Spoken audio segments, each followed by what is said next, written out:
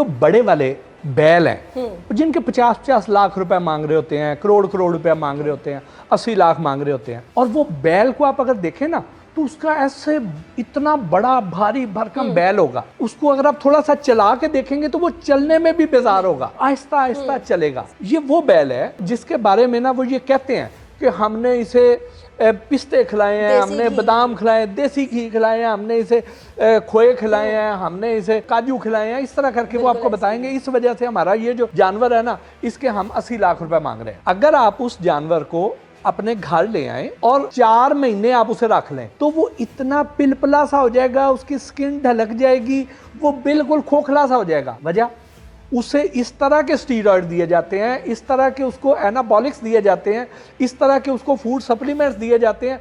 कोई उसे पिस्ते बादाम नहीं खिलाए जाते। उसका मैदा पिस्ते बादामों के लिए नहीं बना, उसका मैदा जो है वो तो चारा खाने के लिए बना है। वो बड़ी आदत चलने को दाला खा लेगा, उसको तो ऐसे फूड सप्लीमेंट्स देके उसको इस तरह ओवरवेट किया जाता है, उसमें चर्बी का कंटेंट बहुत ज़्यादा है।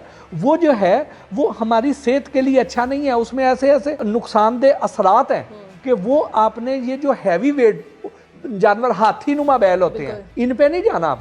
आपने कोशिश करनी है। ये लोग तो लेते हैं ना कि नमूदो नुमाइश के लिए ले लिया कि जी महल्ले में शो हो जाएगी कि हम इतना महंगा लेके आए हैं, उसके साथ सेल्फियां बना रहे हैं। कुर्बानी आपने अल्लाह की रजा के लिए करनी है, आपने नुमाइश के लिए नहीं करनी है। आप नॉर्मल वाला जानवर लें जिसका वेट भी ठीक हो, जिसका रेट भी ठीक हो, उसकी सेहत भी अच्छी हो, आप उसको प्रेफर करें। ये तो हो गया बड़े जानवर के साथ। अब आ जाए छोटे जानवर के साथ। जो छोटा जानवर है इसकी खरीदारी की टिप्स बहुत अहम है कि आपने जब भी छोटा जानवर खरीदने के लिए जाना है, बकरा खरीदने के लिए जाना है, तो आपने हमेशा डे लाइट में जाना है। डे लाइट में जाने का फायदा ये है कि आपको पता चल जाएगा, क्योंकि ये जो बकरे हैं ना, ये जब आपस में लड़ते हैं तो ये टकरे मारते हैं एक दूसरे को। अगर किसी का सींग टूट गया तो अब इसका मतलब ये है कि वो तो ऐबदार हो गया, अब वो कुर्बानी के लिए तो डिस्क्वालीफाई कर गया।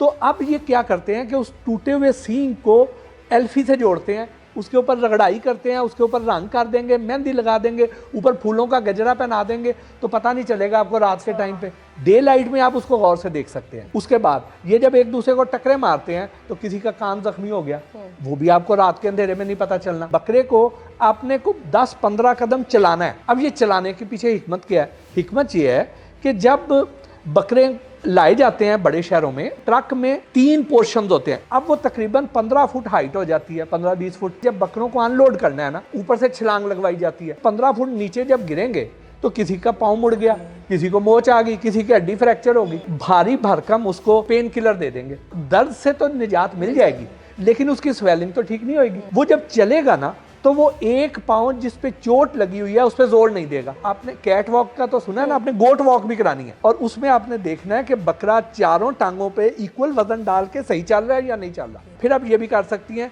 कि उसकी जो टांगे हैं ना, आपने चारों टांगों को ना यूं दबाना है हाथ से पकड़ के। अब यूं दबाएंगे तो जिस जगह पे चोट लगी होगी वो जगह स्वेल हुई होगी। जैसे ही आप उसे दबाएंगे तो बकरा एकदम चिल्ला उठेगा, तो आपको समझ आ जाएगी। ये निशानियां जिससे आपने चेक कर लेना। मतलब सबसे पहली बात तो दिन में जाना है ये देखने, क्योंकि हम लाहौरी हैं तो हम कहते हैं मतलब बहुत गर्मी भी है तो हम रात को जाएंगे। रात को हम गए, कोई बकरा ले आए, फिर हम दिन में घर में जब देखेंगे तो तब हमें खराब धोखा भी हो सकता है।